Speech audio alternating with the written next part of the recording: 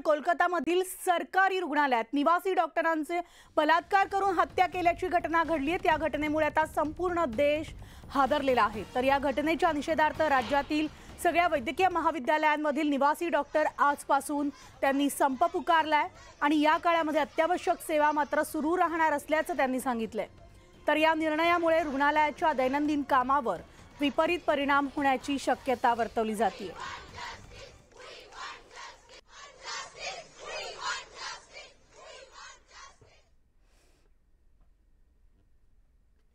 नागपुरात सुद्धा डॉक्टर आजपासून संपावर गेलेले आहेत। तर मेयो मेडिकल रुग्णालयातील डॉक्टर संपावर गेलेले असून कोलकात्यामधल्या घटनेच्या पार्श्वभूमीवर हा संप पुकारण्यात आलाय। संपामुळे सेवा प्रभावित होण्याची भीती व्यक्त होतीये। संप काळामध्ये अत्यावश्यक सेवा मात्र सुरू राहणार असल्याचं सांगण्यात येतंय।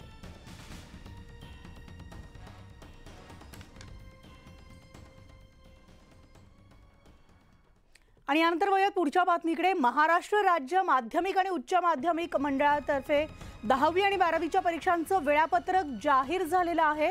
12वीची परीक्षा 11 फेब्रुवारी ते 18 मार्च दरम्यान होणार आहे आणि 10वीची परीक्षा 21 फेब्रुवारी ते 17 मार्च दरम्यान होणार आहे।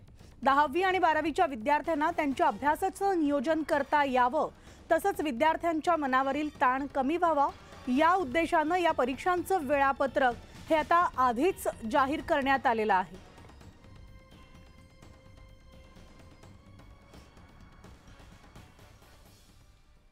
आणि यानंतर नागपूरहून आता एक ब्रेकिंग बातमी आहे। नागपूरमध्ये गुंडांशी संबंध ठेवणं पोलिसांना चांगलंच भोवलंय। पोलीस उपायुक्तांनी जरीपटका पोलीस ठाण्यातल्या डीबी पथक जे आहे ते हटवलंय। प्रमोद फ्रान्सिस या गुंडाच्या हत्येत तपासाप्रकरणी चालढकल करणं डीबी पथकाला महागात पडलंय आणि या प्रकरणाचा तपास उपायुक्तांनी केलेला असताना डीबी पथकातील कर्मचाऱ्यांचे गुंडांशी अर्थपूर्ण संबंध असल्याचं आता समोर आलंय।